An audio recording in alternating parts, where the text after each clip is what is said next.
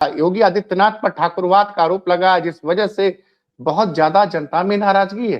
कानून व्यवस्था में योगी जी फेल हो चुके हैं, पूरी तरह से फेल हो चुके हैं। क्या आरएसएस या बीजेपी, मोदी, शाह और मोहन भागवत योगी आदित्यनाथ को सीधे हटाने से डर रहे हैं कि कहीं योगी जी बड़ा विद्रोह न कर दे? कि जब मोहन भागवत लखनऊ आए थे तो वहां पहले योगी जी मिलने पहुंचे। ये दावा किया गया कि मोहन भागवत ने कहा कि आप शंकराचार्य जी से माफी मांग लीजिए, इस विवाद को खत्म कीजिए। सर और मेरा एक सेकेंड, आपने जो अभी ये बात बताई, तो क्या योगी के खिलाफ बीजेपी के अंदर कोई भीतरघात हो रहा है? ये कहा गया कि योगी आदित्यनाथ और गडकरी नहीं चाहते थे कि भारतीय जनता पार्टी को प्रचंड बहुमत मिले। ये आरोप बड़े गंभीर आरोप थे। दोस्तों नमस्कार, मैं राज कपूर, आप देख रहे हैं खबर दस्तक। क्या अखिलेश के सामने योगी नाकाम हो गए? और अगर योगी नाकाम हो गए तो क्या राष्ट्रीय स्वयंसेवक संघ ने उत्तर प्रदेश की कमान परोक्ष तौर पर संभाल ली है? ये सवाल आज उत्तर प्रदेश की राजनीति में खड़े हो गए हैं। और ये दो महत्वपूर्ण सवाल क्यों खड़े हो गए हैं, इन तमाम सवालों पर बातचीत करने के लिए हमारे साथ मौजूद हैं आलोक पाठक सर। सर, क्या अखिलेश के सामने योगी नाकाम साबित हो गए? और अगर नाकाम साबित हो गए तो फिर राष्ट्रीय स्वयंसेवक संघ क्या पर्दे के पीछे से उत्तर प्रदेश की राजनीति की कमान अब धीरे धीरे अपने हाथ में ले चुकी है? देखिए, इसमें किसी को कोई संदेह है क्या? पिछले 1 महीने में पहले आरएसएस प्रमुख गोरखपुर आते हैं, वहां के लोगों से बात करते हैं, समाज के हर तबके से मुलाकात करते हैं। उनका फोकस रहता है कि ओबीसी वर्ग से भी लोग मिले, एससी एसटी के वर्ग के भी लोगों से, सामान्य वर्ग के लोगों से मिले। उसके बाद वो लखनऊ आते हैं, लखनऊ में भी समाज के हर तबके के लोगों से मुलाकात करते हैं। फिर वो पश्चिम में जाते हैं, पश्चिम में भी सबसे मुलाकात करते हैं। उसके बाद फिर लौट के लखनऊ आते हैं और दोनों मुख्यमंत्री सबसे मुलाकात करते हैं। उसके बाद उनके जाते ही हर प्रांत में उत्तर प्रदेश को आरएसएस ने कई छोटे छोटे प्रांतों बांट रखा। वहां जाके योगी जी प्रांत प्रमुख और संगठन के लोगों से मुलाकात करते। और आज 4 घंटे तक बैठक चली है संघ के पदाधिकारियों के साथ। योगी जी, योगी के दोनों डिप्टी सीएम, प्रदेश अध्यक्ष और प्रदेश संगठन मंत्री। 4 से 5 घंटे की बैठक में निचोड़ किया गया है कि जाति नहीं, राष्ट्र प्रेम के आधार, राष्ट्र धर्म के आधार पर चुनाव लड़ा जाएगा। क्योंकि आरएसएस जानता है कि जिस तरह का खुल के योगी आदित्यनाथ पर ठाकुरवाद का आरोप लगा, जिस वजह से बहुत ज्यादा जनता में नाराजगी है। कानून व्यवस्था में योगी जी फेल हो चुके हैं, पूरी तरह से फेल हो चुके हैं। अब आरएसएस से बीजेपी इनको क्यों नहीं हटाने का हिम्मत कर पा रही है, एक सवाल ये भी है राज कपूर जी। क्या आरएसएस या बीजेपी, मोदी, शाह और मोहन भागवत योगी आदित्यनाथ को सीधे हटाने से डर रहे हैं कि कहीं योगी जी बड़ा विद्रोह न कर दे? आप समझिए राज कपूर जी, अभी खबर आई थी, मैं उसकी पुष्टि नहीं करता हूं, लेकिन पता चलता है कि अभी 2 दिन तक योगी जी राजस्थान में चित्तौड़गढ़ गए थे। क्या करने गए थे? कौन सा आयोजन था, आपको जानकारी है? लेकिन सोशल मीडिया में दावा किया गया कि वो 2 दिन तक चित्तौड़गढ़ होके आए राजस्थान। और वो कुछ लोगों ने यह भी दावा किया कि जब मोहन भागवत लखनऊ आए थे तो वहां पहले योगी जी मिलने पहुंचे। ये दावा किया गया कि मोहन भागवत ने कहा कि आप शंकराचार्य जी से माफी मांग लीजिए, इस विवाद को खत्म कीजिए। लेकिन वो माफी मांगने से तैयार नहीं हुए। उसके बाद सुनने में आया कि ब्रजेश पाठक को जिम्मेदारी दी गई कि आप जो है बटुकों का सम्मान कीजिए और जो प्रयागराज में माघ मेला में जो बटुकों का अपमान हुआ उसके लिए इस तरह से जाएगा कि भाई बटुकों का सम्मान भारतीय जनता पार्टी कर रही है। फिर समझिए क्या चल रहा है। उसके बाद जब स्वामी मुक्तेश्वरानंद जी कहते हैं कि मैं गौरक्षा के लिए यात्रा शुरू करूंगा, तो केशव मौर्य जी आते हैं, बयान देते हैं कि वो तो पूज्य शंकराचार्य जी, मैं उनका स्वागत करूंगा, मैं उनका हर जगह उनका आशीर्वाद चाहिए हमको। और उसके बाद बीजेपी क्या गेम खेल देती है कि 11 तारीख को 10 तारीख को शंकराचार्य जी को लखनऊ पहुंचना होता है जी। और बीजेपी के संगठन मंत्री सुनील बंसल जो प्रभारी हैं इस वक्त बंगाल के, वो केशव मौर्य और ब्रिजेश पाठक की ड्यूटी बंगाल के चुनाव में लगा देते हैं। और जब तक शंकराचार्य जी लखनऊ में रहते हैं, ये दोनों लोग लखनऊ के बाहर रहते हैं। खैर, जो भी फीडबैक आया हो, 5 घंटे की मैराथन बैठक चली है आज। सर और मेरा एक सेकेंड, हाँ, आपने जो अभी ये बात बताई, तो क्या योगी के खिलाफ बीजेपी के अंदर कोई भीतरघात हो रहा है? अब देखिए, आज दिन में मैंने अवनीश विद्यार्थी जी का इंटरव्यू किया था, तो उन्होंने क्या कहा था, जैसे चर्चा है कि लोग कहते हैं कि योगी आदित्यनाथ और गडकरी ने मिलकर 2024 में मोदी को कमजोर करने के लिए काम किया था। ये देखिए आरोप लगा है, मैं इस आरोप की पुष्टि नहीं करता हूं। ये कहा गया कि योगी आदित्यनाथ और गडकरी नहीं चाहते थे कि भारतीय जनता पार्टी को प्रचंड बहुमत मिले। ये आरोप बड़े गंभीर आरोप थे। और उसके बाद नतीजे क्या होता है, जिन 2 राज्यों में सबसे ज्यादा भारतीय जनता पार्टी की हार होती है, वो होते हैं उत्तर प्रदेश और महाराष्ट्र। उत्तर प्रदेश में कौन है? योगी आदित्यनाथ। महाराष्ट्र में कौन? गडकरी। और जब चुनाव में सारे नेता प्रचार में व्यस्त थे, तो नितिन गडकरी जी के यहाँ नागपुर जाते हैं योगी आदित्यनाथ जी, और उनके घर में बैठ के बड़ा लंबा चौड़ा फोटो सेशन होता है। याद करिए, उस वक्त पूरे उत्तर प्रदेश में तमाम जिलों में करणी सेना की बैठकें हुई थी, मीटिंग हुई थी। एक गुजरात के एक मंत्री रूपाला जी के बयान से ठाकुर समाज बहुत नाराज हो गया था, भाजपा के खिलाफ वोट देने का आह्वान किया था जी। और नतीजा ये रहा कि भारतीय जनता पार्टी राजस्थान में हारती 11 सीटें, हरियाणा में 5 सीटें हारती, उत्तर प्रदेश में 33 सीटें हारती। तो ये आप कहिए कि, और मतलब सबसे बुरा हाल तो महाराष्ट्र में हो गया। वहां पे बीजेपी को सबसे करारी हार मिली, 18 सीटें पाई 48 में एनडीए गठबंधन में। तो ये चर्चाएं तो तमाम है। योगी जी जिन अधिकारियों को एक्सटेंशन देना चाहते थे, उनको केंद्र ने एक्सटेंशन नहीं दिया, चाहे वो प्रशांत कुमार हो, चाहे मनोज कुमार सिंह। जिस कार्यवाहक डीजीपी को केंद्र सरकार ने एक्सटेंशन देने से मना किया, उसको योगी आदित्यनाथ जी ने उच्च शिक्षा आयोग का अध्यक्ष बना दिया। मनोज कुमार सिंह को मुख्य सचिव के पद से एक्सटेंशन नहीं मिला, तो उन्होंने उनको स्टेट प्लानिंग कमीशन का हेड बना दिया। और लोग कहते हैं कि अब सारी फाइलें वहां जाती है, मैं इसकी पुष्टि नहीं करता। तो अब दिल्ली और लखनऊ में ये कोई भ्रम नहीं है साहब, भ्रम नहीं है। अब आरएसएस का डर दूसरा है। आरएसएस क्यों डरी हुई है, समझिए।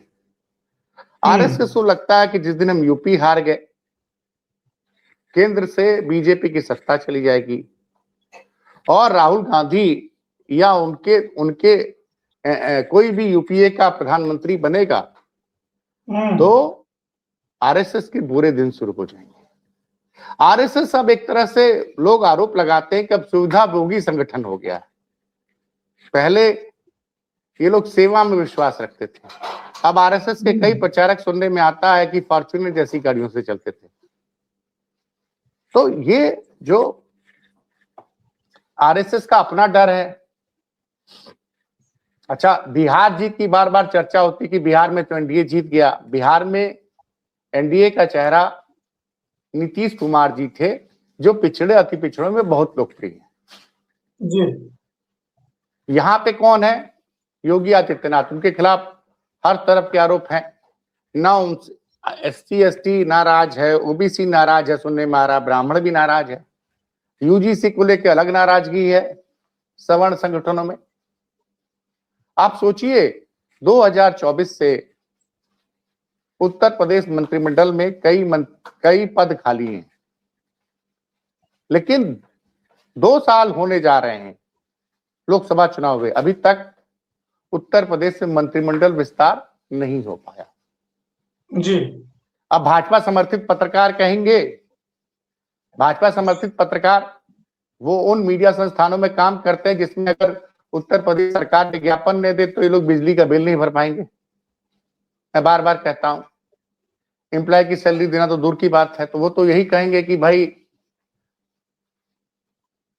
सवाल ये उठता है कि जिस राज्य में वाराणसी में इतना भयानक कांड हुआ, उस दिन मुख्यमंत्री बजाय उत्तर प्रदेश की कानून व्यवस्था पे बात करने के लिए 5 घंटे एक अनुशासित छात्र के सामने, RSS की टीम के सामने बैठे हुए थे मुख्यमंत्री और उनके दोनों उप मुख्यमंत्री। और जो क्षण के बयान आया है कि विधायक लोग सरकार के खिलाफ बयानबाजी न करे, ये बयान आया है मीटिंग के बाद कि विधायक लोग सरकार के खिलाफ बयानबाजी न करें, इससे सरकार की छवि पे नुकसान पहुंचता है। ये आपको तब याद आ रहा है जब चुनाव होने में अब 9 महीने से भी कब का समय बाकी है, जनवरी में चुनाव की घोषणा हो जाए। एक चीज बताइए कि आप बता रहे हैं कि जो विधायक हैं वो बयानबाजी गलत न करे भारतीय जनता पार्टी के खिलाफ या फिर सरकार के खिलाफ, ऐसा इस मीटिंग में बात सामने आई है, जिसमें संघ के भी लोग हैं, जिसमें भारतीय जनता पार्टी के भी लोग हैं। तो हम ये समझना चाह रहे हैं कि आखिर संघ और भारतीय जनता पार्टी की संयुक्त बैठक में ये बात संघ को करनी पड़ी, इसका मतलब कि योगी आदित्यनाथ की बात वहां के विधायक नहीं मानते हैं क्या? नहीं, आरोप यह है कि विधायकों की और संगठन की लोगों की सरकार में चलती नहीं। देखिए, योगी जी अगर चुनाव हारेंगे तो मैं नाम बता दे रहा हूं किसकी वजह से हारेंगे। एक हारेंगे वो संजय प्रसाद की वजह से, एक हारेंगे वो अवनीश अवस्थी की वजह से, एक हारेंगे अमिताभ यस की वजह से। अधिकारियों की मतलब अक्सर विधायक कहते हैं कि हमसे ज्यादा ताकतवर तो ये लोग, क्योंकि जो आप किसी विधायक से बात कीजिए, और कई पत्रकार तो ऐसा साबित करने में तुले कि उत्तर प्रदेश के मुख्यमंत्री योगी आदित्यनाथ, उसके सबसे ताकतवर संजय प्रसाद जी।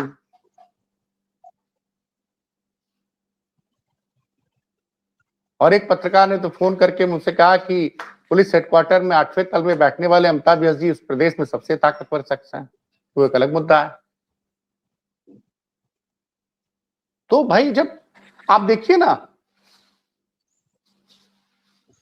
संगठन की विधायकों की नहीं सुनी जा रही है, नाराजगी क्यों व्यक्त कर रहे हैं? क्योंकि चुनाव विधायक को लड़ना है ना। यहाँ योगी जी के अधिकारियों ने समझा रखा कि साफ जनता तो आपको ही मुख्यमंत्री देखना चाहती है। और भक्त मीडिया के लोग सर्वे में बताते हैं कि आज चुनाव हो जाए तो भारतीय जनता पार्टी 300 सीटें जीतेगी, क्योंकि योगी जी की छवि बहुत अच्छी है। अच्छा, जब योगी जी की छवि इतनी अच्छी है, 300 सीटें योगी जी निकाल सकते हैं, तो क्या जरूरत है, जरा मुझे बताइए। मोहन भागवत 1 महीने में 3 बार उत्तर प्रदेश आते हैं जी। फिर ये 5 उसके बाद योगी जी हर प्रांत में जाते हैं, उसके बाद आज 5 घंटे, जबकि कल ईद का त्योहार है। कल ईद का त्योहार है। तो ये जो हो रहा है उत्तर प्रदेश में, आप उत्तर प्रदेश की जो विद्वान जनता है, जो इस देश का प्रधानमंत्री चुनती रही है, एक छोटा सा दौर हटा दे मनमोहन सिंह का या नरसिम्हा राव का या मोरारजी देसाई का, तो इस देश में जितने भी प्रधानमंत्री हुए सब उत्तर प्रदेश से चुन के आए हैं। चाहे जवाहरलाल नेहरू हो, चाहे इंदिरा गांधी हो, चाहे विश्वनाथ प्रताप सिंह हो, चाहे राजीव गांधी हो, चाहे अटल बिहारी वाजपेयी हो, और नरेंद्र मोदी भी जब सरकार बनाना चाह रहे थे तो गुजरात छोड़ के वाराणसी से आकर चुनाव लड़ रहे हैं लगातार पिछले 12 सालों से। और जिस वक्त सरकार को आखिर भाई ये जब वो जो सर्वे करने वाले लोग हैं, जो वक्त पत्रकार बताते हैं कि उत्तर प्रदेश में योगी जी बहुत लोकप्रिय हैं, वो तो अब मोदी से भी बड़े नेता हो गए, तो फिर आरएसएस क्यों आ रहा है भाई? 4-4, 5-5 घंटे की मीटिंग क्यों हो रही है? जब ब्रांड योगी इतना बड़ा हो गया है तो क्यों कहना कर रहा कि जाति पे नहीं, राष्ट्र धर्म पे चुनाव लड़ना है? क्योंकि अखिलेश यादव के पीडीए ने नींद उड़ा दी, पहली बात। दूसरा, ब्राह्मण बड़ी संख्या में नाराज है, बहुत नाराज है यूपी में, बहुत नाराज है। योगी के समर्थक तो कहेंगे कि यूपी में ब्राह्मण 6 से 7% है, ये योगी के समर्थक कहेंगे, अंधभक्त। लेकिन हकीकत है कि यूपी में ब्राह्मणों की संख्या 10 से 15% है। बताइए, ब्राह्मणों को अवसरवादी बताया जा रहा है, पंडित अवसरवादी होता है और उसको दोहराया जा रहा है। अरे वो तो आप सोचिए ना, आप समझिए। आज चर्चा हुई कि रेणुका मिश्रा के खिलाफ कोई, Renuka Mishra senior most IPS अधिकारी है, महिला है, वो शायद अब डीजीपी नहीं बन पाएंगी क्योंकि पुलिस भर्ती परीक्षा बोर्ड के रूप में, जो पुलिस भर्ती परीक्षा बोर्ड की डीजी थी, उस वक्त परीक्षा लीक हुई तो उनको 2 साल से कोई पोस्टिंग नहीं दी गई। आज भी क्या है, अगर यूपीएससी रिजेक्ट कर देगा योगी जी का नाम तो योगी जी परमानेंट डीजीपी बनाएंगे नहीं, जो उनके मनपसंद का आदमी है वही कार्यवाहक डीजीपी बन के बैठा रहेगा।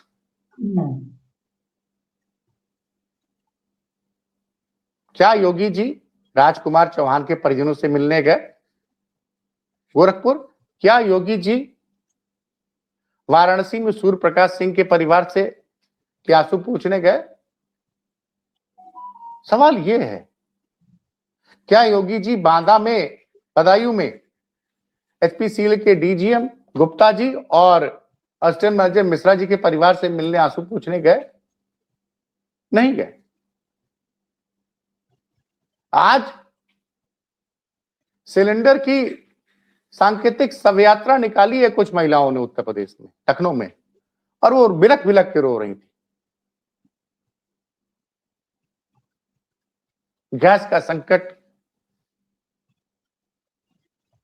और आज शाम होते होते पेट्रोल का दाम 2 रुपए 35 लीटर प्रीमियम पेट्रोल का बढ़ा गया, और इंडस्ट्रियल डीजल का जो दाम है वो सीधे 22 रुपए प्रति लीटर बढ़ा दिया गया है। अब इंडस्ट्रियल डीजल जहां यूज होता है, जहां पे डीजल का दाम सीधे 25% बढ़ जाएगा तो उसका असर उसकी कीमत कौन चुकाएगा? आम जनता चुकाएगी, आम जनता चुकाएगी। तो ऐसे समय में जब सामने ईद है, नवरात्र चल रहे, फिर रामनवमी आने वाली है,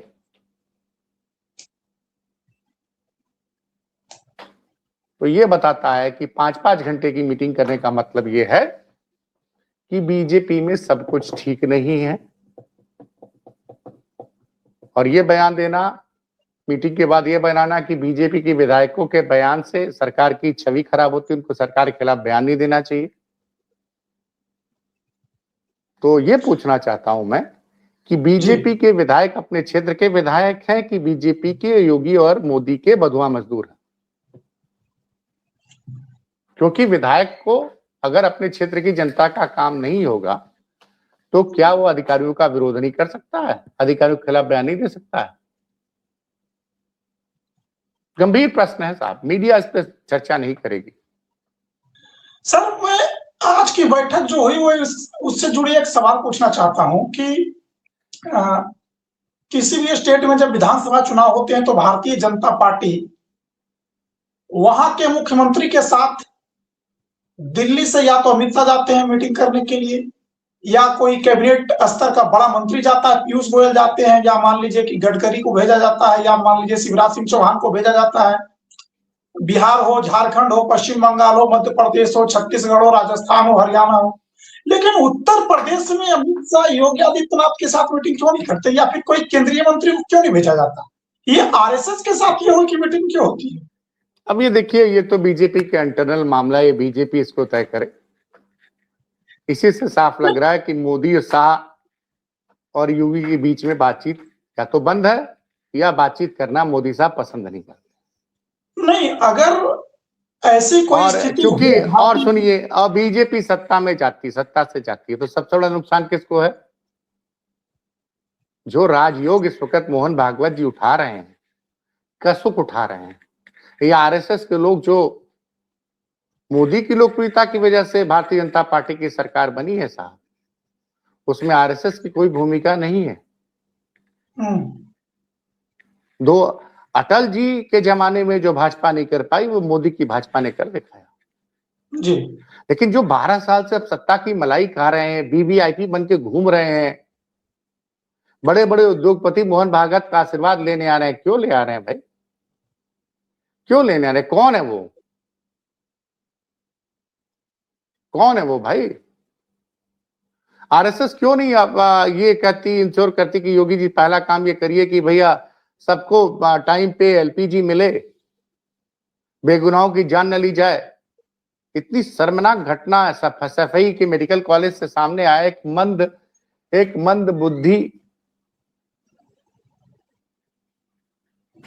पेशेंट के साथ वहां के कर्मचारी ने उसकी आबरू लूट ली, वो प्रेग्नेंट हो गई जी। ये हो रहा है उत्तर प्रदेश में।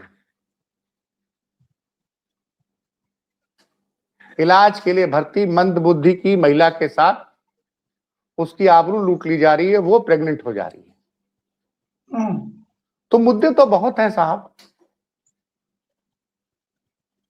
ये भारतीय जनता पार्टी अब उत्तर प्रदेश में अंतरकलह में बुरी तरह से फंस चुकी है। आरएसएस इस अंतरकलह को खत्म करने की लगातार कोशिश कर रहा है। मोदी शाह मौन है, लेकिन जो बीजेपी के जानकार हैं वो यही बताते हैं कि अंत में होगा वही जो मोदी और शाह चाहेंगे। आरएसएस की भूमिका भी सिर्फ सलाह देने वाली है फिलहाल। तो ये इसमें एक चीज हम और समझना चाहेंगे सर, आज की जो बैठक हुई उसमें आखिरी जो सवाल इसमें हम करना चाह रहे हैं कि सारे मुद्दों पर बातचीत हुई होगी, अंदर में क्या बातचीत हुई नहीं हुई है तो जो लोग मीटिंग में वही बताएंगे।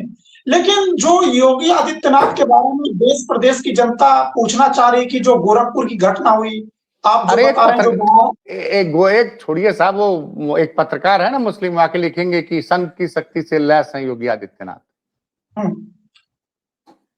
नहीं, वही हम समझना चाह रहे हैं सर कि ये जो गोरखपुर की घटना हुई या बनारस की घटना हुई या जो बड़ी घटनाएं हो रही है उत्तर प्रदेश में, और योगी आदित्यनाथ वहां नहीं पहुंच रहे हैं, ना तो कोई ट्वीट कर रहे हैं, ना कोई बयान दे रहे हैं, ना कोई संवेदना प्रकट कर रहे हैं, तो क्या बैठकों के अंदर में इस पर कोई सवाल जवाब योगी से करती होगी या नहीं करती होगी?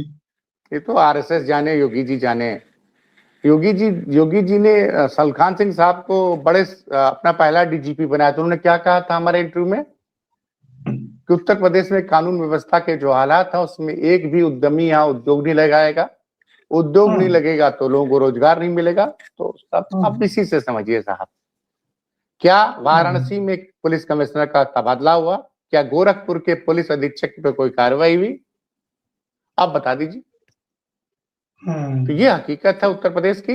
भारतीय जनता पार्टी, अवनीश जी ने बिल्कुल सही कहा हमारे कार्यक्रम में कि जो स्थिति समाजवादी पार्टी के अंदर 2016-17 में थी कि समाजवादी पार्टी कई खेमों में बटी थी, उत्तर प्रदेश में भी भाजपा कई खेमों में बढ़ चुकी है। दिल्ली और लखनऊ का टकराव इतना बढ़ चुका कि आपने सही पकड़ा कि आरएसएस को बार बार उत्तर प्रदेश में बैठ के करनी पड़ रही है। चलिए, फिलहाल हमारी नजर इस पर बनी रहेगी और जैसे कोई अपडेट आएगी हम लेकर आएंगे। तब तक के लिए हमें इजाजत दीजिए। नमस्ते।